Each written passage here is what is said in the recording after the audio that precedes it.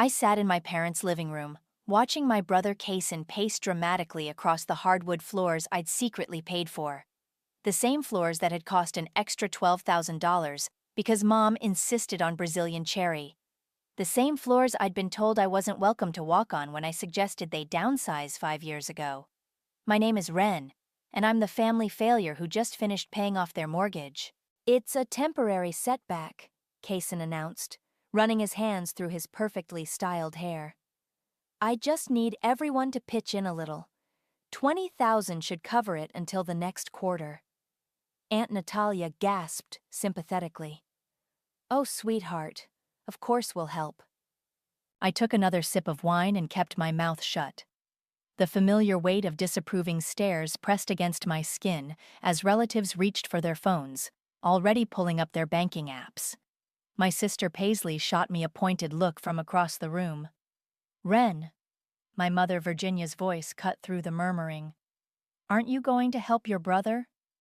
I set my glass down carefully. No. The room went silent. Dad's jaw tightened, that familiar tension that always preceded a lecture about family loyalty. What do you mean, no? Kason demanded, stopping his theatrical pacing to stare at me. I mean no. I won't be contributing to your emergency fund. Mom stood up, hands clasped together like she was praying for patience. Ren, honestly, you work in finance. We all know you have the means to help. The means isn't the issue, I replied quietly. The answer is still no, Paisley scoffed. This is so typical. You always think you're better than us, don't you? Sitting there in your designer blazer, judging everyone. I glanced down at my Target clearance rack jacket and chose not to correct her. I'm not judging anyone. I'm just declining to participate. After everything this family has done for you? Mom's voice cracked with practiced emotion. We've always supported you, even when you insisted on moving out at 22. Because I got a job offer in the city, I interrupted. Even when you broke poor Harley's heart. He cheated on me with Summer. And now you can't even help your own brother in his time of need? Aunt Natalia shook her head sadly. Virginia, some people just don't understand family values. You've done your best with her. I watched as my cousin Layla shifted uncomfortably in her seat. She was the only one who'd bothered to ask what actually happened with Harley. $20,000 isn't help, I said evenly. It's enabling. Kason's face reddened. You don't know anything about business. This is a legitimate temporary cash flow issue. What's the business? I asked. He blinked. What? What's the name of your business? What does it do? Who are your clients? The silence stretched thin. Dad cleared his throat. Ren, that's enough. If you're not going to contribute anything positive to this conversation, maybe you should leave. I stood up, smoothing my discount blazer. You're right, I should. Running away again, Paisley muttered. So predictable. I paused at the doorway, looking back at the crown molding I'd funded, the fresh paint I'd financed, the family photos where I was consistently positioned at the edges. The final mortgage payment had cleared last week. 5 years of automatic transfers, 60 months of silent support, over $180,000 of my life poured into these walls. You know what's predictable? I said softly. The fact that none of you have ever asked how this house got saved from foreclosure 5 years ago. Not once. Mom waved her hand dismissively. Your father handled all that. Did he? Something in my tone made Dad look up sharply, but I was already walking away. Behind me, I could hear them returning to the familiar comfort of criticizing my attitude, my selfishness, my failure to meet their standards. I stepped out onto the porch, breathing in the cool evening air. My phone buzzed, probably another family member texting to express their disappointment in me. Instead, it was an email confirmation. Mortgage paid in full, auto renewal canceled as requested. I smiled, looking back at the warm light spilling from the windows, at my family laughing and drinking inside. They had no idea what was coming. The thought should have made me sad, but all I felt was a strange, quiet peace. Let them laugh. Let them drink. Let them bask in the glow of their perfect family illusion for a few more weeks. Soon enough, they'd learn exactly what happens when the family failure finally fails them. I got in my car and drove away from the house I owned but never belonged in, leaving them to their borrowed time and borrowed luxury. Sometimes the best revenge isn't a bang, but a whisper. And I had 5 years' worth of whispers about to turn into screams. 5 years ago, I sat across from my parents at their kitchen table, watching them stare at the foreclosure notice like it was written in alien script. Mom's hands trembled as she clutched her coffee mug. Dad's face had aged 10 years overnight. "We just need more time," he kept saying. "The market will turn around." I knew it wouldn't. The housing crash had decimated their real estate investments, and Kaysen's failed restaurant venture had drained their savings. They'd refinanced twice already. There was nowhere left to turn. "What about Kaysen?" Mom asked desperately. "He said his new business plan is another fantasy," I cut in, earning a sharp look from Dad. "You know it is." "Well, we have to do something," she snapped. "We can't lose this house. What would people think?" I pulled out my laptop and opened my banking app. "I have a solution." "Ren, please," Dad sighed. "This isn't the time for your lectures about downsizing." "No lectures." I turned the screen toward them. "I can take over the mortgage payments." They stared at my account balance in silence.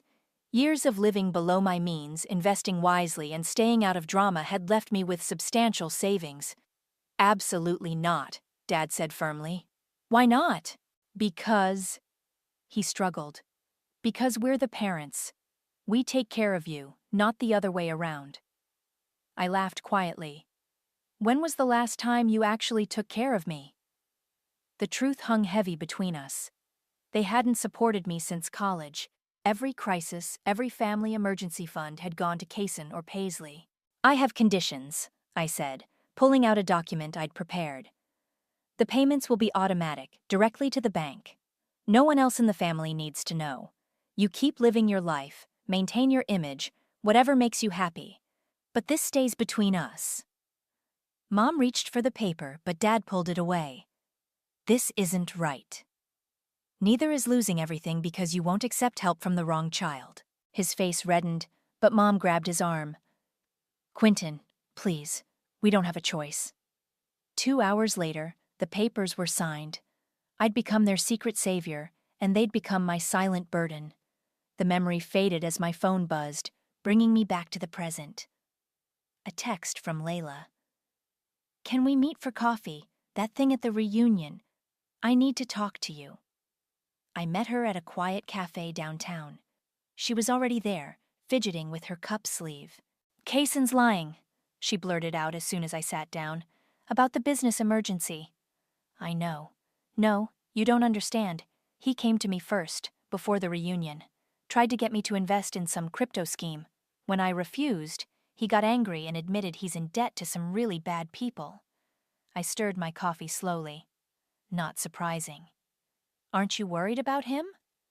I stopped worrying about Kaysen's problems when I realized they're actually his choices. Layla leaned forward. "There's something else. Aunt Virginia was talking to my mom yesterday. They're planning to ask you for more money. They think you're being selfish, hiding your wealth." I pulled out my phone and showed her the mortgage confirmation email. Her eyes widened. "Wait, you've been paying for 5 years. Does anyone else know?" "They will soon." I put my phone away. "The automatic payments have stopped. No renewal." Layla sat back, understanding dawning on her face. "Oh my God, they're going to lose everything." "They're going to lose what I gave them," I corrected. "There's a difference." "Ren," she hesitated. "I get why you're doing this, but it's going to destroy them." "No, it's going to expose them. They destroyed themselves a long time ago." My phone buzzed again. A text from Mom. "We need to discuss something important. Come for dinner tomorrow?" I showed Layla the message. She shook her head slowly. "You're not like them, Ren," she said quietly. And they're going to learn that when it's too late. I declined Mom's dinner invitation with a simple, can't, work deadline. It wasn't exactly a lie. I did have work to do. Letting go of 5 years of silent resentment takes effort. But for the first time since I signed those mortgage papers, I felt lighter, free. Let them scramble. Let them scheme.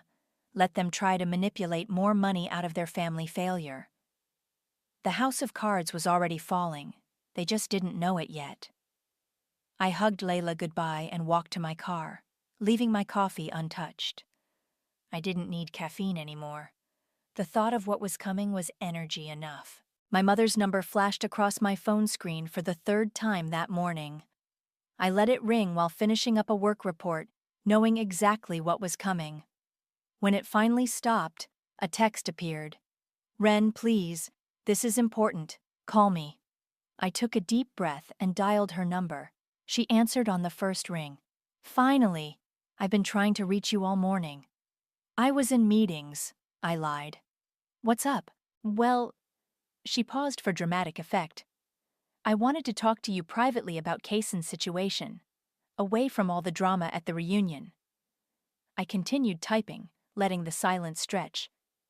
"The thing is, sweetheart, we know you're comfortable, financially speaking, and family should help family quietly, don't you think? Without all the public discussion."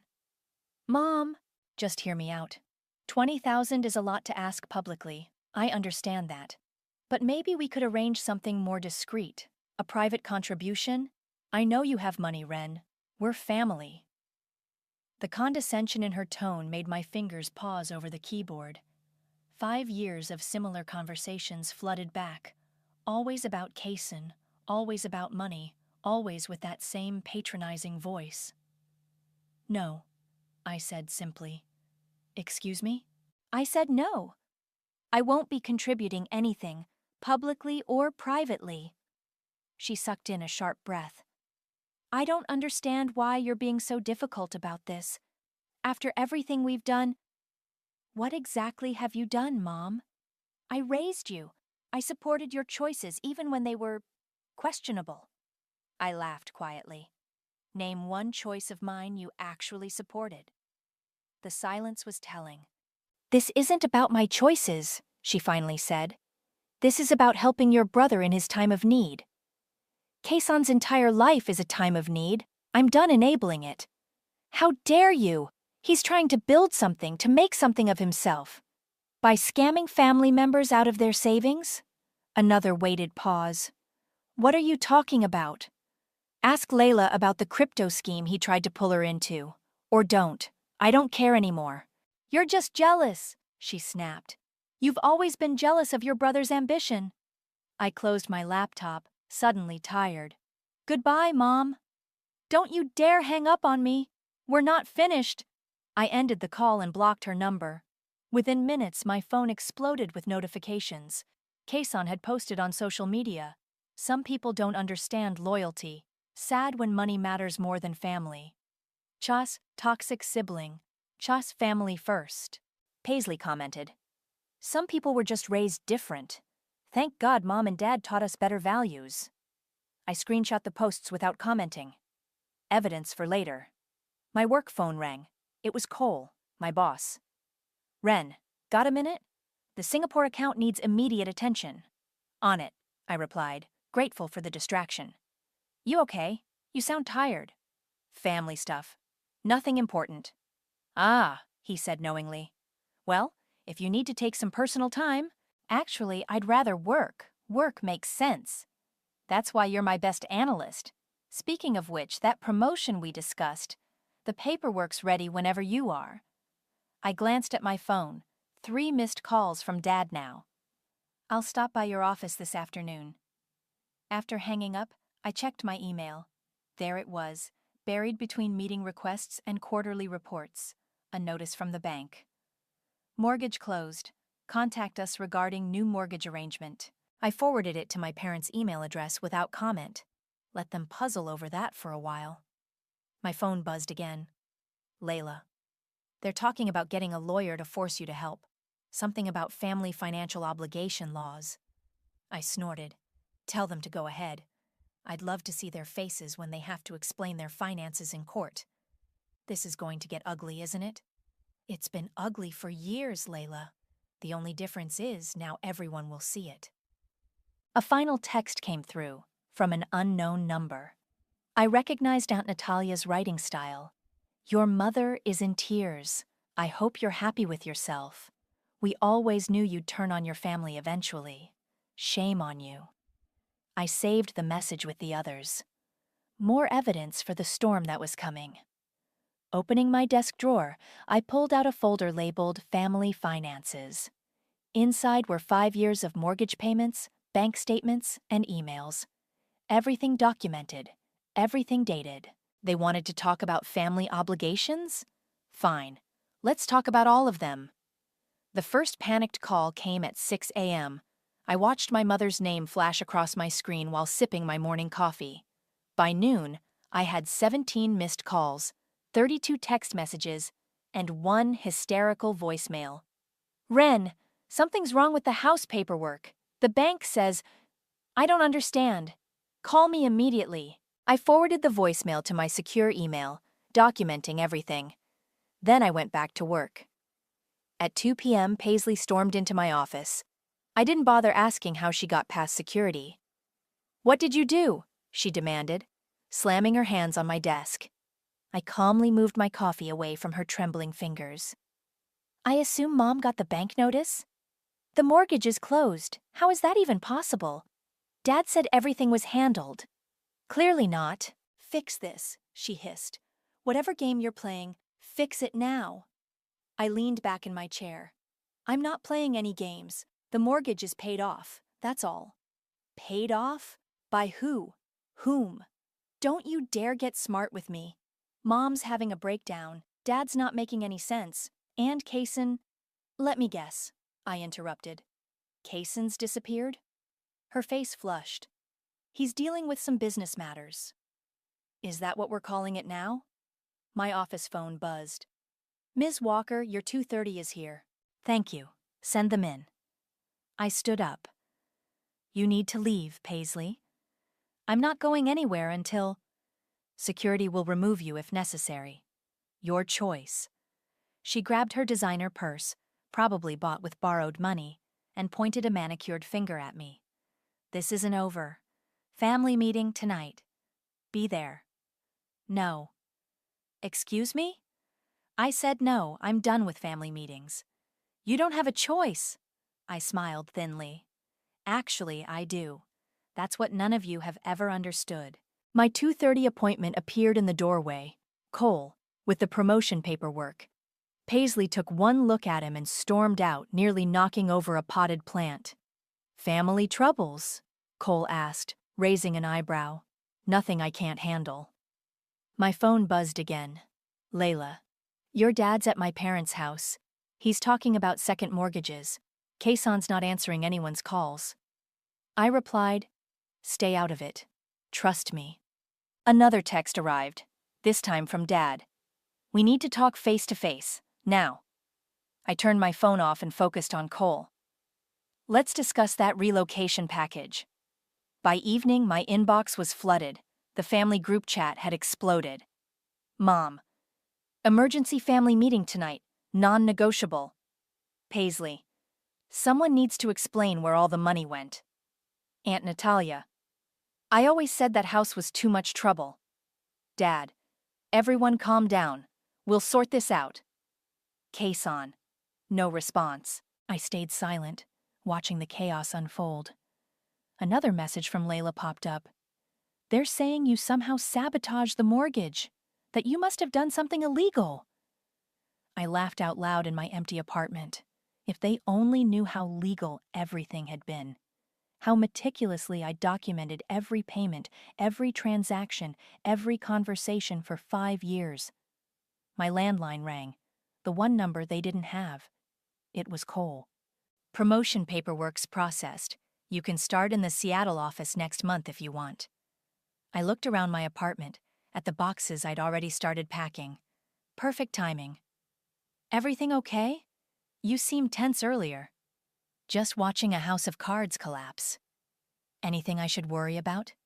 No, I said, smiling as another frantic text lit up my phone. Everything's falling exactly where it should. After hanging up, I finally checked the voicemail Mom had left an hour ago. We're having a family meeting tomorrow at 7 p.m. Your attendance is not optional. If you don't show up, we'll know exactly what kind of person you really are. I typed out a single response to the group chat. I'll be there, and I'm bringing receipts. Then I opened my safe and pulled out the folder containing 5 years of mortgage statements, bank transfers, and emails. Everything that proved who had really been holding up their perfect family facade. Tomorrow, they'd learn what kind of person I really was. The kind who kept every receipt, documented every lie, and finally stopped setting herself on fire to keep others warm. Let them call their emergency meeting. I had an inferno of truth, ready to burn their illusions to ash. I arrived at exactly 7 p.m., folder tucked under my arm. The house was lit up like Christmas, every room blazing as if they were trying to burn away their problems with electricity. I wondered if they'd noticed I'd been paying that bill too. Mom opened the door before I could knock. Finally, everyone's waiting. The living room was packed. Dad occupied his usual armchair, looking older than I'd ever seen him. Paisley paced by the window, while Aunt Natalia and Uncle Alexander whispered on the couch. Even Layla was there, perched uncomfortably on an ottoman. Kason was conspicuously absent. "Where's the golden child?" I asked, setting my folder on the coffee table. "He's unavailable," Mom said tightly. "Now we need to discuss." "Let me guess. He's gone dark because his business emergency was actually a gambling debt?" Paisley stopped pacing. "How did you—" "Because I'm not an idiot." I sat down, crossing my legs. "So, who wants to start?" Dad leaned forward. "The bank says our mortgage account is closed, completely paid off, but that's impossible." "Is it?" "Of course it is," Mom burst out. "We had years left on the payments. The bank must have made a mistake." "No mistake." I opened my folder and pulled out the first document. The mortgage has been paid in full, all 60 months of payments, right on schedule. Aunt Natalia frowned. "Quentin, you said you were handling the mortgage." "I was," Dad protested. I thought there was an arrangement." "Yes," I said quietly. "There was." I laid out the bank statements one by one. 5 years of automatic transfers, each one highlighted. The room fell silent as they stared at the numbers. "This is impossible," Mom whispered. "These payments, they're from my account, yes. But that's over $100,000.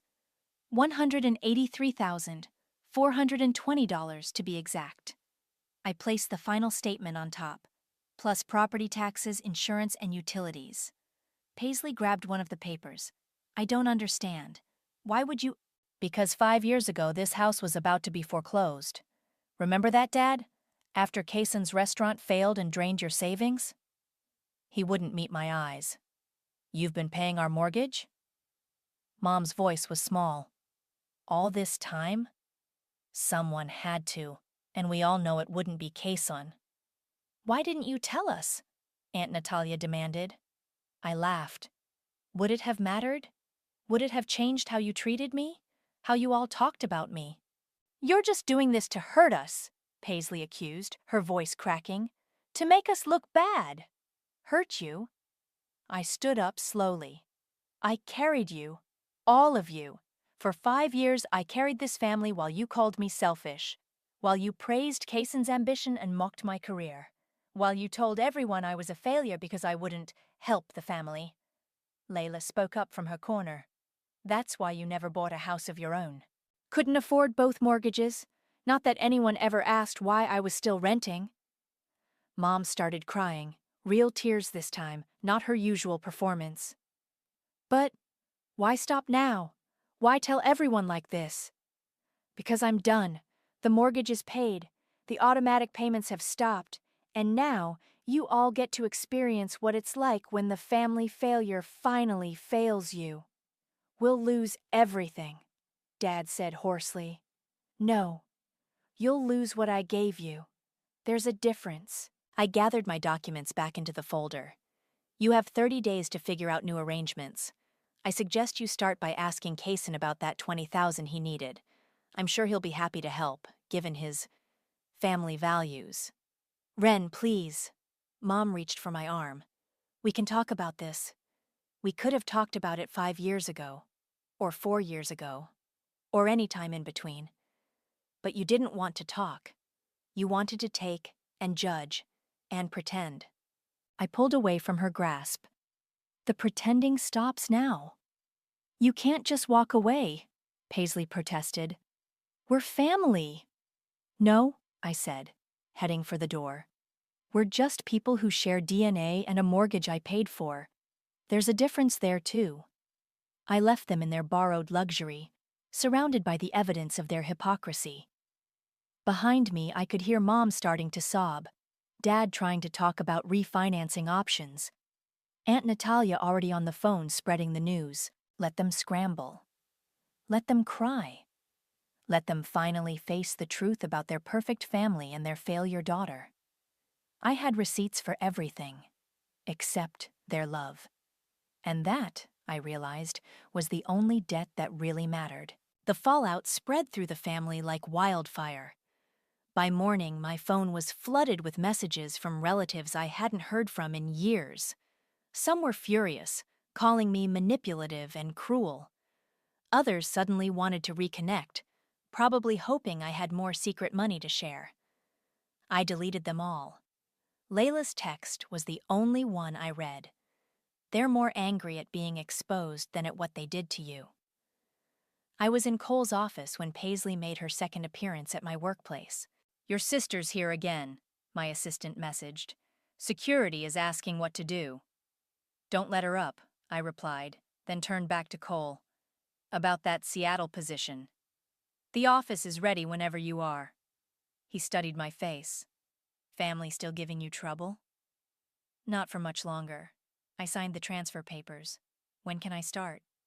Next month. But Ren. He hesitated.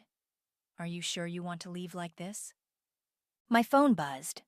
Aunt Natalia posting in the family group chat. Just heard from Virginia. The refinancing application was denied. How could you do this to your own parents? I showed Cole the message. Pretty sure. Back at my desk, I found an email from Kaysen, the first contact since he disappeared. Need to talk. I can explain everything. Please don't tell Mom and Dad about the casino debts. Delete. My office phone rang, a number I didn't recognize. Is this Ren? A familiar voice asked. My stomach tightened. Harley? Hey. Long time no talk. My ex's voice was tentative. I heard what's happening with your family. From who? Summer? I named his wife pointedly. Look, I know we ended badly, but I always cared about you. If you need someone to talk to? I hung up. Some people never change. They just wait for moments of weakness. Another message from Layla. Kaysen finally showed up. He's trying to convince everyone he can fix this with some new investment scheme. Uncle Alexander is actually considering it. I replied, their choice, not my problem anymore. My phone rang again. Mom, what do you want? Your father and I have been talking, she said, her voice shaking. We understand you're hurt, but surely we can work something out. Maybe a new payment plan? No.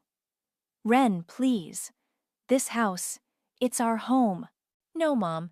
It was my investment, one that never paid off. She started crying again. How can you be so cold? After everything you did? Or everything you didn't do? I'm your mother. Only when it costs me something. I ended the call and turned back to my computer, where an email from the Seattle office waited. My new apartment was ready, fully furnished as requested. New city, new start, new life. My desk phone buzzed again. Ms. Walker, there's a delivery for you. A large envelope arrived from the bank, final confirmation of the mortgage closure and a refund check for overpayment. $1,200, the last ghost of my 5-year sacrifice. Layla called just as I was leaving the office. They're saying you planned this all along, that you deliberately set them up to fail. I laughed. They really can't accept that they did this to themselves, can they? Aunt Virginia's moving in with Paisley next week. The house. They can't keep it. I know. Kaysen's talking about moving to Florida. Something about a fresh start. Running away, you mean? Yeah. She paused. Are you really moving to Seattle? Next month. Will you ever come back? I looked at the refund check on my desk. Nothing to come back to. That night, I sat in my half-packed apartment and opened my laptop. The family group chat was still exploding. Mom. Please, everyone pray for our family in this difficult time. Paisley. Can't believe my own sister would do this to us. Aunt Natalia. Some people just don't have hearts. Uncle Alexander. Maybe Kaysen's new investment idea could help. I left the chat without commenting. Let them spin their stories. Let them play their roles. Let them convince themselves they were the victims. The truth had a way of lasting longer than lies. My phone lit up one final time, a message from Mom. Tell me this didn't give you joy. I stared at the words for a long moment before typing my response. Joy? No. Freedom? Yes. Then I blocked her number, turned off my phone, and started packing the rest of my life into boxes. Sometimes the heaviest things we carry are the expectations of people who never carried us at all. And sometimes the best revenge is simply walking away, leaving them to face the emptiness they created. The estate auction notice arrived in my email 3 weeks later. Someone, probably Layla, had added me to the distribution list. The photos showed my parents' house stripped bare, each room a hollow echo of its former pretense. I didn't delete the email. Instead, I printed it out and added it to my folder. One last receipt. My phone rang. Cole calling from Seattle. Your office is ready. When are you flying out? Tomorrow morning. I looked around my empty apartment. Just one stop to make first. You sure that's wise? I thought about the letter in my purse. No, but it's necessary. The morning of the auction dawned cold and clear. I parked across the street, watching potential buyers file into the house where I'd poured 5 years of my life. Each one carried a bidder's number, ready to pick apart the remnants of my family's facade. Mom and Dad stood off to the side, looking small and old. Paisley hovered nearby, probably already planning how to spin this on social media. No sign of Kaysen. Last I heard, he'd actually gone through with moving to Florida. I waited until the auction started before approaching the house. No one noticed me. They were too busy bidding on the Brazilian cherry floors I'd paid for. The mailbox still worked. I slipped the envelope inside, unsigned. Built on silence, maintained in shame.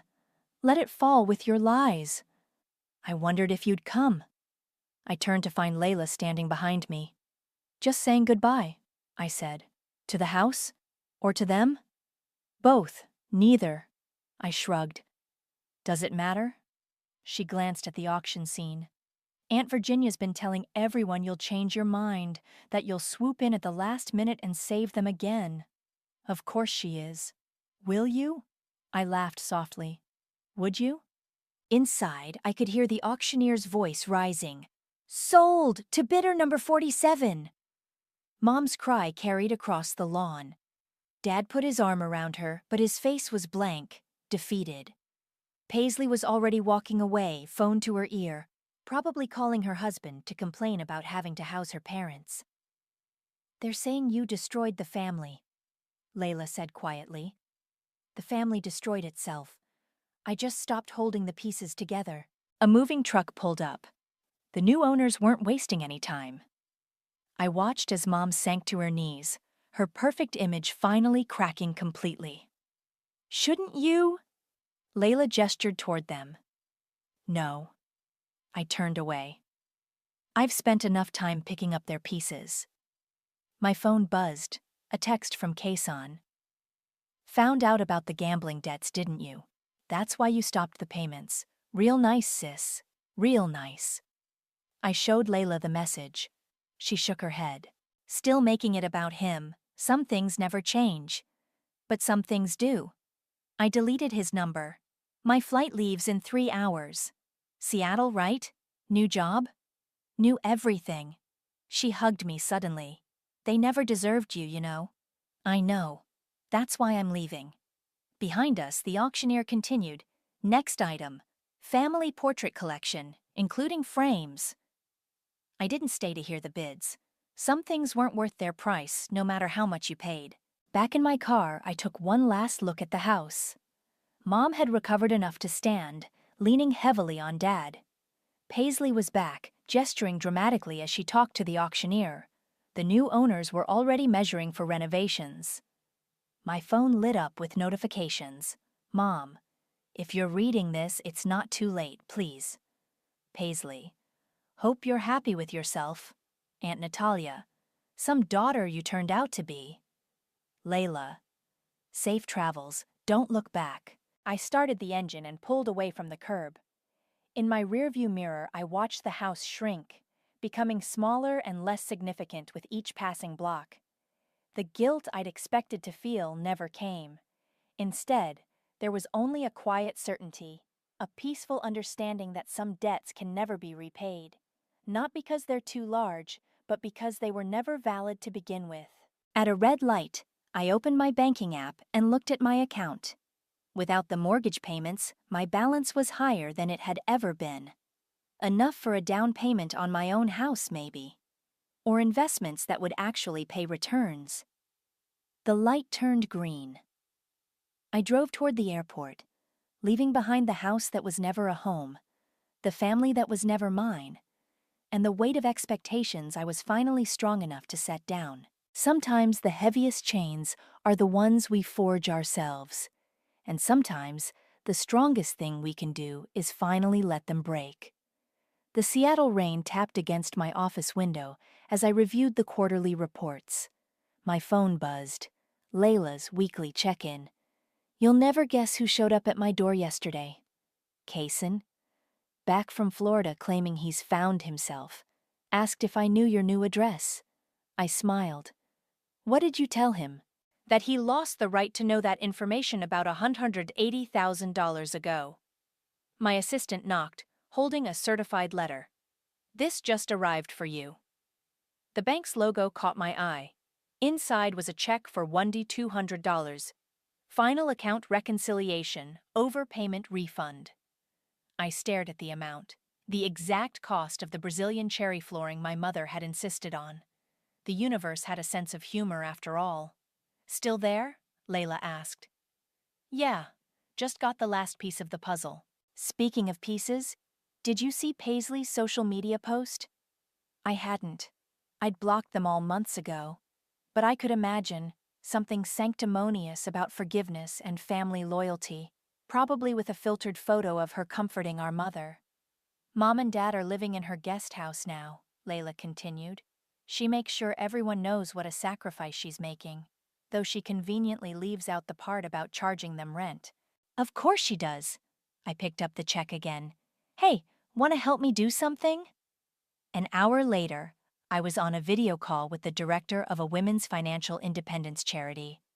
Ms. Walker, this donation is incredibly generous, she said, looking at the $1,200 figure on the form. May I ask what inspired it? Let's just say I understand the importance of financial freedom. After the call, Layla texted, perfect use for that money. Better than Brazilian cherry floors. My office phone rang. Cole. That Singapore account you restructured? Board's impressed. They're talking promotion. Again. Thanks, but I'm good where I am. You sure? It's a big opportunity. I looked out at the Seattle skyline, at my reflection in the rain-streaked window. I've learned that bigger isn't always better. Sometimes enough is exactly right. That evening I found a letter in my mailbox. No return address, but I recognized Layla's handwriting on the envelope. Inside was a photo from the auction. My parents standing lost in their empty house, Paisley dramatically consoling Mom, the auctioneer's gavel mid-fall. But in the background, through the window, you could just make out my figure at the mailbox, leaving my final message. I pinned it to my bulletin board, not as a reminder of what I'd lost, but of what I'd gained by letting go. My phone lit up with a news alert. Local restaurant chain files for bankruptcy. The owner's quote caught my eye. Despite significant family investment. I didn't need to read further. Kayson's latest venture, undoubtedly funded by whatever he'd squeezed from our relatives after Florida. The charity sent a confirmation email. Your donation will help 3 women escape financial abuse this month. I replied with one more donation, this time in Layla's name. She'd earned it. A final text came through as I was making dinner. An unknown number, but I knew who it was. Your father's having heart problems. Paisley's struggling with the medical bills. If you have any humanity left. I blocked Mom's new number and added it to my collection. She'd gone through 6 phones trying to reach me. Opening my laptop, I started typing, Dear Mom, I've been carrying this letter in my head for months. But today I realized something. You don't need to read it. I don't need you to understand. I don't need you to approve. I don't need you to change. I just need to be free. So this letter will never be sent. Like the mortgage I paid, the silence I kept, and the daughter you wanted me to be. It's something I'm letting go. Goodbye, Ren. I saved the file but didn't print it. Some words are more powerful unspoken. Instead, I opened my banking app and set up a new automatic payment, this time to my own future. No more mortgages built on silence, no more love measured in dollar signs. The rain had stopped. Through my window, I could see stars emerging in the clearing sky. Each one a tiny light, breaking through the darkness. Each one free, shining on its own terms. I thought about that last check, now transformed into something meaningful. Something that would help others break their own chains. Sometimes the best revenge isn't revenge at all. Sometimes it's simply becoming who you were always meant to be. Free.